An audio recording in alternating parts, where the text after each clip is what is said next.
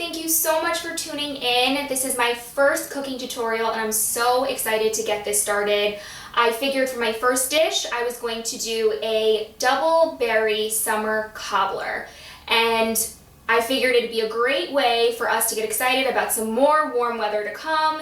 Here in New York, the weather has been crazy. It's been 80 degrees one minute and 60 degrees and freezing the other minute. So hopefully this will bring some more warm weather to come. This recipe is from the Skinny Taste Cookbook by Gina Homolka, and if you don't know who she is, you need to. So please go on her website, skinnytaste.com. I purchased her cookbook and it's so worth it. So if you can go to a Barnes & Noble's and look for that cookbook, I highly recommend you do so. She has a whole bunch of recipes in there that are not on her website. Breakfast dishes, entrees, snacks, and obviously some amazing desserts. So I'm excited to share this particular one with you guys today. So I've already went and preheated my oven to 375 degrees, and now I'm going to show you what you need in order to get started. Okay, so for the filling, you're going to need a half cup of sugar, 1.5 tablespoons of cornstarch, a pinch of salt and cinnamon, and whatever berries you decide to use for your cobbler. I chose blueberries and strawberries, and they are washed, drained, and the strawberries have been cut into quarters. And lastly, you'll need half teaspoon of grated lemon zest and 1 tablespoon of fresh lemon juice. For the topping, you're going to need a 1/4 cup of whole wheat flour. I used King Arthur whole wheat flour, a 1/4 cup of unbleached all-purpose flour, 2 tablespoons of sugar, a half teaspoon of baking powder, a 1/4 teaspoon of baking soda, and a pinch of salt, which is in there, you really can't see it. You'll also need 2 tablespoons of cold unsalted butter, a 1/3 cup of low-fat buttermilk, and 1 tablespoon of canola oil, which I've already added to the buttermilk. And lastly, you're going to need about 2 teaspoons of additional sugar, and this is going to go on top of our topping before we put it in the oven for the last time. This is obviously more than 2 teaspoons.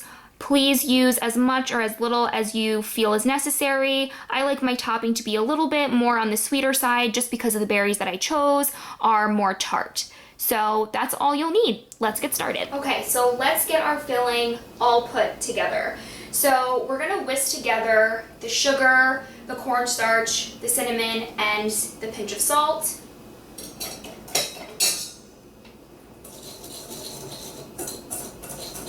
So whisk that all together, make sure it's all combined.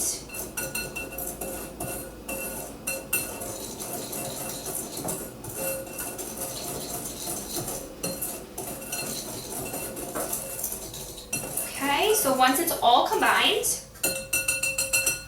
we're going to add our berries. Again, I chose strawberries and blueberries, but you can choose any fruits that you want or any berries that you want, but it doesn't have to be berries. I mean, you can choose anything else, apples, pineapple. I mean, you can really just do anything. So again, I mixed the berries into the dry ingredients that we whisked before, and we're going to stir this and make sure that it's well combined and all of the berries are coated.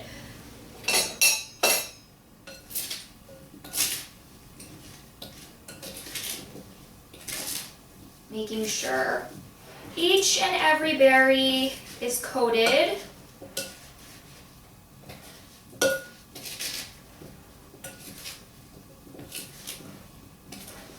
And by the way, this is the first cobbler I've actually ever made. So if I can do it, you can do it.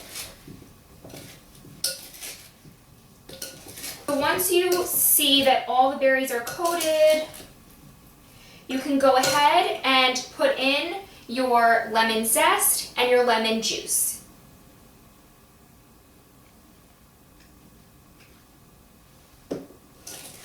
And we're going to mix that. I'm not much of a lemon zest kind of person. I think once I actually started to bake and cook, a lot of the recipes actually had lemon zest in it. And I'm a textured kind of eater, so having like little bits of zest in there really didn't appeal to me. But honestly, I think once I started using it in so many different recipes, I actually really liked it. And it goes great in this cobbler and adds just some tartness to it. Okay. So all of that is combined, and we're going to put it into a dish. The cookbook actually has you put it in ramekins, but I don't have a ramekin, so I'm just going to use a glass baking dish. Please use whatever you have at home. You don't have to go out and get exactly what the book says. You know, just find something that you have in your kitchen, like a baking dish. And this is an 8x6 baking dish. So I'm then going to transfer all of these berries into the baking dish. I absolutely love strawberries and blueberries. Again, you can do other berries like the blackberry, which is what Gina actually puts in her cobbler, and raspberries she also puts, but I like it where there's not so many seeds that kind of get stuck in your teeth, so I chose ones that either the seeds, you know, easily dissolve in your mouth or don't have really much seeds at all. So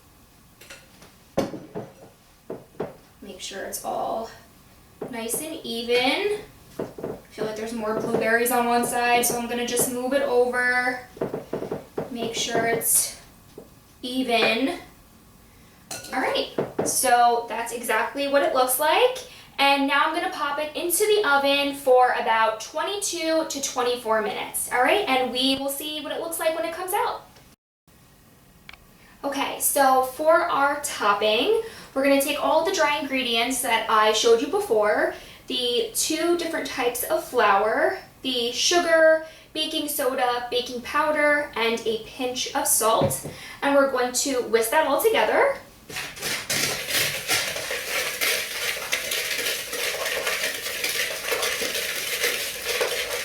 Okay, so that's all whisked. Then we're going to put in our butter, and this is cold unsalted butter. Make sure that you do get the unsalted butter.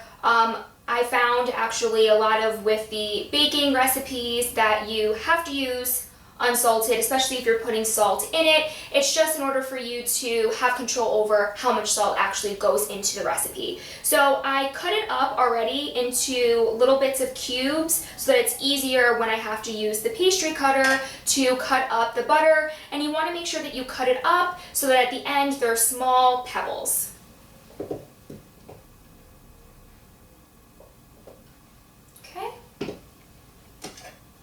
The first time that I actually did this recipe, I didn't have a pastry cutter. I ended up using, I think, a spoon, 2 spoons, and I kind of used it on opposite ends to cut up the butter. It was a little bit difficult, I'm not gonna lie, but again, you can use anything in your kitchen as opposed to going out and getting a particular tool. I know Gina in her cookbook says that you can just use 2 knives to do the same effect. So again, you just want to cut up the butter until it becomes small pebbles. And if you could see a little bit, it's kind of hard to see from this far, but they are turning into small pebbles. And obviously be careful doing this with your fingers. I mean, they're blades, but just so I can actually get the bigger chunks on the bottom and cut those up so that I don't leave those big pieces out. Okay.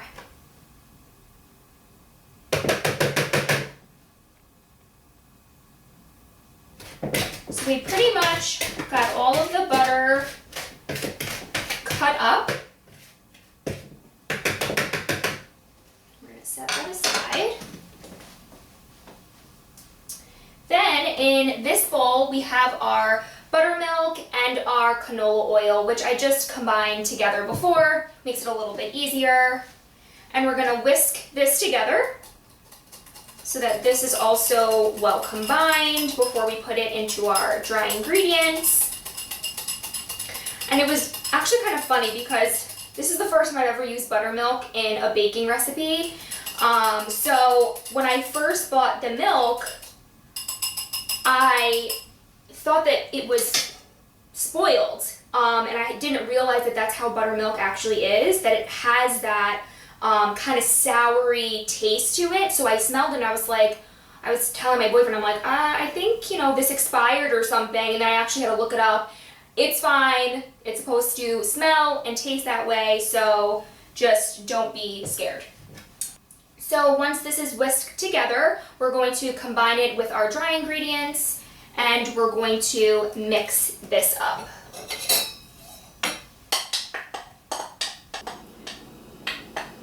You don't want to use the whisk with this, you just want to use a wooden spoon or a regular spoon just to combine it.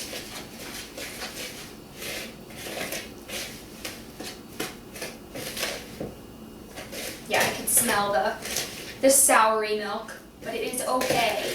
That is how it is supposed to be. Okay. So we're just going to mix this until it's moist. So don't overmix this. So that's why it's good to just do it with a wooden spoon. This topping is going to be so good. Okay, and that's exactly what it looks like. Again, just mixed up until it's all moist, and then that's it. That's your topping. That was so easy, right? I mean, it literally took us, what, 5 minutes? So this is our topping. I usually just put it in the fridge while the cobbler is being baked right now, and once the cobbler is all set, then we can take this out, spread it on top of our cobbler, put it back in the oven. We cannot forget the extra sugar. Put it back in the oven, and then we're gonna have an amazing double berry summer cobbler. I will be right back when the cobbler is already set to go. Okay guys, our cobbler is finally ready to be topped with the amazing topping we just made. And I'm gonna set it on this rack here. Can you see it? Because it's just, the smell is absolutely amazing, and the aroma is literally filling my apartment as we speak. It's just berry goodness. So let's put our topping on. We do have to increase our temperature of the oven to 400, so go ahead and do that now. And we're going to put our topping on. Just use a regular spoon, and we're going to spoon this right on top. This doesn't need to be cooled or anything before we put the topping on. Just as soon as you take it out of the oven, start plopping the topping right on top.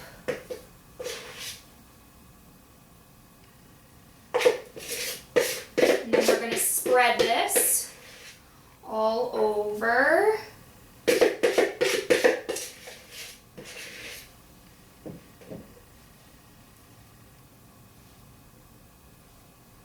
Okay, make sure we get all of that. We can't be skimpy. And I actually did go out and purposely buy a pastry knife in order to spread this, because the first time I did it, I just used a knife, which you can do. It's not the end of the world. It works just fine. I just like the fact that this is angled, so it's much easier to spread across the cobbler. So again, make sure to use a pot holder while you do this, because it is still very hot and you do not want to burn yourself. Believe me, I know. And if my family members are watching this, they know why. They know exactly what I'm talking about. And my boyfriend knows exactly what I'm talking about. And let me tell you, you do not want to get burned. So we're just gonna spread this around nice and evenly, as best as you can do. Don't have to be perfect. It's still gonna come out delicious and amazing. Okay. And I could probably tilt this a little bit for you so you can see it, that it's all nice and spread on top. Then we cannot forget the added sugar. I did that the first time, and then after 5 minutes, I ran to the oven to make sure I put the sugar on.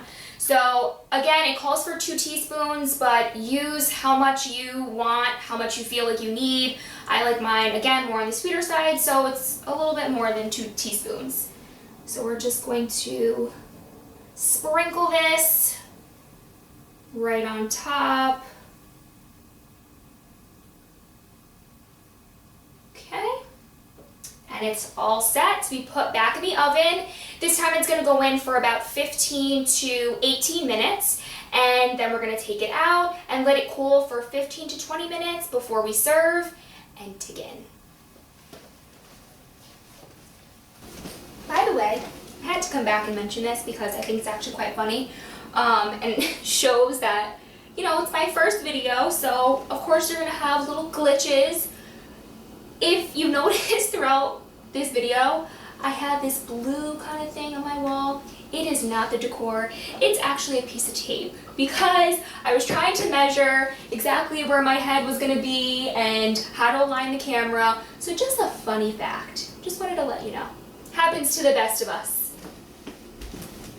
Okay, so I know I said to let it cool for about 15 to 20 minutes, which you're still going to do, and I'm still going to do, but I just pulled it out of the oven and I needed to show you exactly what it looks like. It was just bubbly and amazing, and the topping is just a nice golden brown, exactly like we want it. So let me give you a closer look at this. Isn't that just delicious? That topping is absolutely beautiful. It's nice and crispy and sugary, but just the perfect amount of sweetness, not too sweet. And down below, you see all of the juices and the berries, just absolutely gorgeous. So again, we're gonna let that cool for about 15 to 20 minutes, maybe more like 15, and then we're gonna cut right into it so you can actually see what a beautiful piece actually looks like so that you can be inspired and make your own. Okay guys, so it's been officially 15 minutes that we let this beautiful cobbler cool down, and now's the best part, actually tasting it. So let me cut myself a piece, knowing my clumsy self. Oh, this would actually be even more amazing with some vanilla ice cream, which I do have, but I will not take it out. So I'm gonna bring this a little closer to you so you can actually see it up close, all the juices. I mean, hi. The topping is just, it's not too crunchy, but it has like that perfect bite to it. So it's not so soft either. It's just a perfect texture. Again, don't want to burn myself.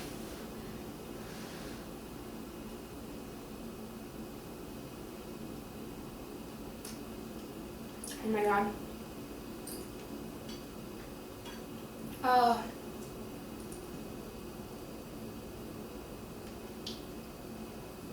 This came out even better than the first time I made it. I think the first time I put too much lemon. I actually didn't measure it. This time I actually measured the lemon juice that I put in it. So it was a little bit too sour. This time, amazing balance of zest and sweetness and tart. And again, the topping is just a perfect texture.